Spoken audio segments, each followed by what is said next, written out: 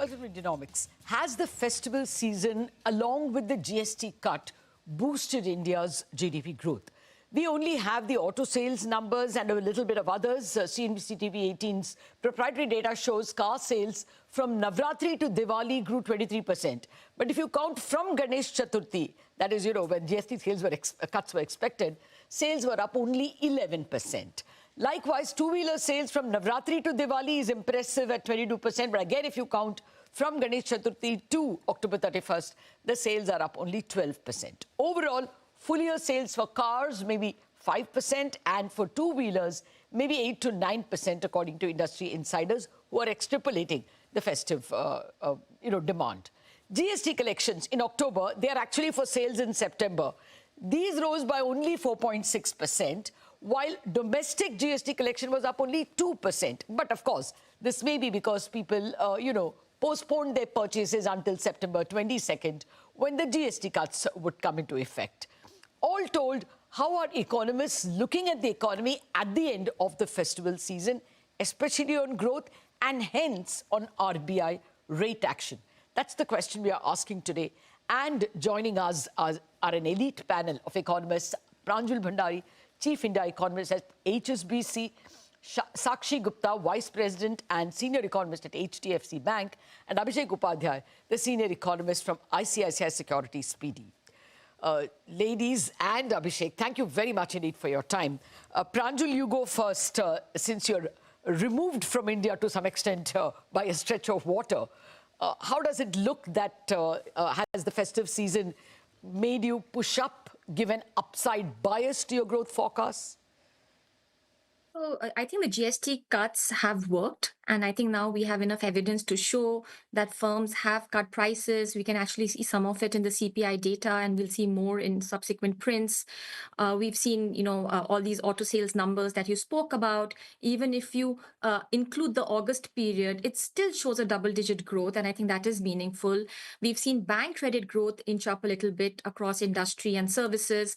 Interestingly, in the PMI that came out yesterday, we've seen that the increase in domestic new orders is faster than the fall in export orders. So on net, I think we've given a positive boost to the economy. So there's a lot of data, that is showing that things have worked well. Another data print has been the stock of purchases within PMI, which shows that over October, a lot of inputs were bought by corporates, which means that they will continue to produce in November. So some of this manufacturing could continue into November and hopefully into December as well. All of this makes us believe that the September GDP growth number could be between 7.2 and 7.4%, which I think is a good number. For the full year, our forecast was anyway on the higher side. It was 7%. So we don't think we'll be making any changes to our annual growth number. We will stick to 7. Also, because in the fourth quarter, March, a lot of these things could change. My sense is we are good right now, but from the first quarter of 2026, we might start seeing a fiscal drag coming in because the government will have to cut back on its expenses if it wants to meet the fiscal deficit target. And it has said in many forums that it wants to meet the fiscal deficit target. So between the first 3 quarters and the fourth quarter of FY26, we could see growth fall. But for now, GST has met its purpose. Okay. Well, that's a fairly comprehensive reply. And at 7%, that's clearly a very positive number. The only other person I know, I think, is Samira Chakravarti of Citi, who has 7 or 7.1 for the full year. The government and the RBI, of course, are sitting more at 6.8. Sakshi, can you also give a similar analysis of all the numbers that Pranjul spoke about? Tax collections are particularly disappointing, but they have been from the start of the year, whether you look at corporate tax or income tax. And GST, September at least, the collections are not looking that bright. So your assessment of growth? Right. Good morning, Latha. I think the initial indicators that we are tracking from the festive season do indicate that there's been a jump up in activity, both in terms of the rural as well as urban demand indicators. A host of indicators that Pranjul mentioned or you mentioned do kind of signal that. My only concern at this stage is that, this was expected. It was expected that in September there'll be some amount of delay in consumption by household, and there will be some amount of pent-up effect that will play out in this festive season, right? So from the perspective of whether I'm looking at, revising up my GDP growth forecast for this year, I think it's a bit too early. I think from my perspective, I would like to see how much of this demand that we have seen during the festive season actually, kind of sustains as we move on into the months of November, December, and then Q1 of 2026. Because, before this festive season, we've been tracking urban demand indicators, and they continued to show the demand was actually not picking up at a very, very strong pace, and things were still very moderate. Secondly, I think we are still yet to see the impact of tariffs, and that's really the big uncertainty or question at this stage. As we move into, the fag end of the third quarter and going into Q4, a lot of the front loading or the festive season demand from the US is going to start fading off, right? So I think we are yet to see that headwind play out in the economy. So net, currently we are at a GDP growth forecast of 6.8%.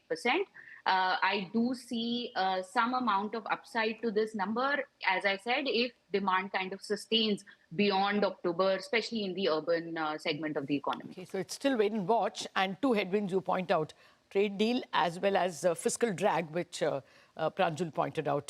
Abhishek, we met after the festive seasons and tried to do an initial number crunching. You said there is an upward bias to your number, but you're not changing it.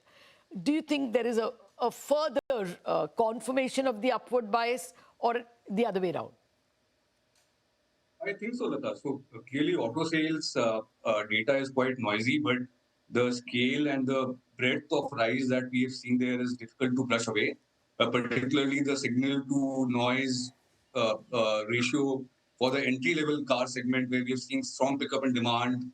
This segment demand had been lackluster for quite some time. The signal could be higher. There could be higher signal value there.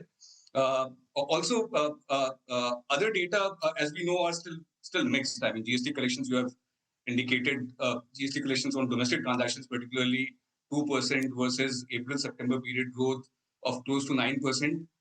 Also, the import GST collections on import side has been quite strong over the last 2 months, close to 14%. Even in fact, FYTD basis, collections on imports has been in the same ballpark and close to double the growth that we saw in the same period last year. So it is possible that some of the stimulus that we have seen in the form of income tax cut, in the form of GST cuts, could be leaking away in terms of higher imports.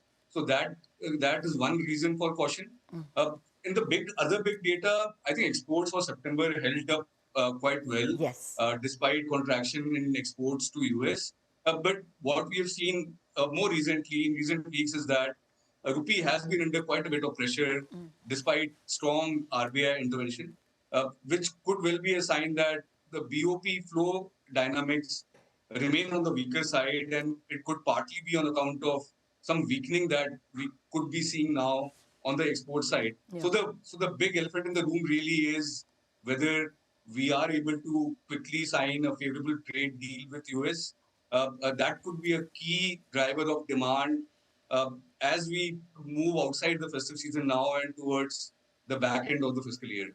Okay, point taken. But can you all quickly give me your numbers for the second quarter, and which is due on November 29th, and for the full year?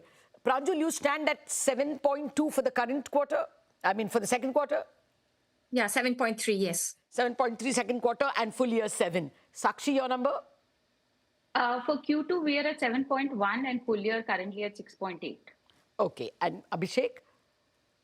We're tracking quite close to 7%, but some upside is there. Government spending has been on the weaker side, particularly on the revenue. But this 7 is for the full year. Could have been for the second quarter. For the full year, we are at 6.7% for now.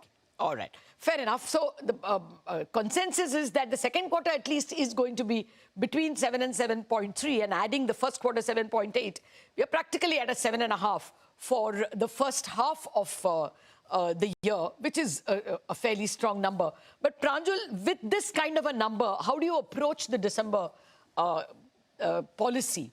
Will the Reserve Bank say, which appears to be Poonam Gupta's last public address that there is space, but will we need to do it now? That seemed to be, I'm paraphrasing it badly, but what's your sense? Yeah, it's not going to be an easy one. I think it's going to be a close call in December. If the trade deal between US and India is not signed by then, I would say that there's a good chance that a rate cut does happen in December, simply because I think the pain of the export slowdown will be felt in the next couple of months, and this boost from GST, especially after Diwali is over, will also start coming off. So my sense is, if there's no trade deal, there are strong chances that December could be a rate cut.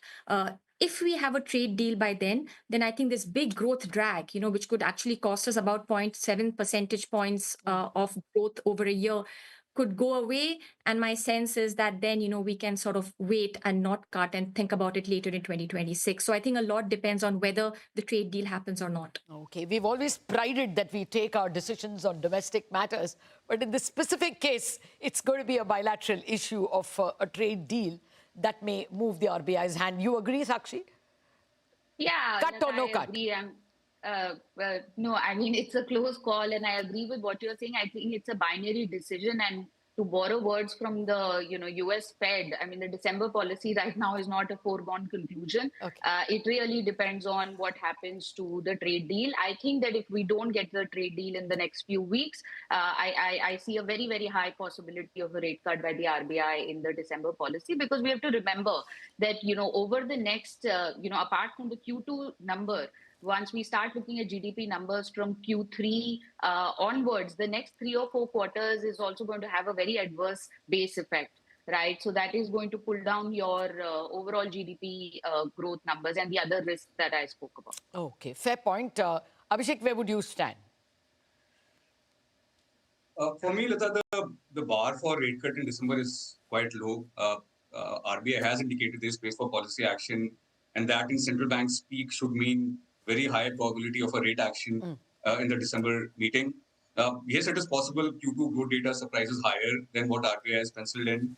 Also, there could be a scenario where it could sign a trade deal with US based on the rhetoric that we've been getting from various officials in the run-up to the MPC meeting. That said, there are still, on the inflation side, as we know, we are still tracking quite a bit lower than the inflation forecast for the current quarter, which RBI has put out at 1.8%. So inflation story continues to be positive, although led by food and some one-off factors. But overall, the sense is that underlying inflation is tracking close to 4%. Some people think it is lower, but we think quite close to 4%. On that basis, and with still some uncertainty about the growth outlook, there is definite scope for one more round of rate cut before RBI considers a long pause. Okay. So, well, the verdict seems to be a 7% plus growth for the quarter that just ended. For the full year also, we are very close to 7%. But on a rate cut, one person finding it more likely, the other two want to hold on to see how events pan out. Ladies and Abhishek, we have to take a quick break, but I want to prod you all for whether there is a likelihood of an OMO RBI purchase anytime in the second half, as well the huge drama on the currency. Those questions after the break.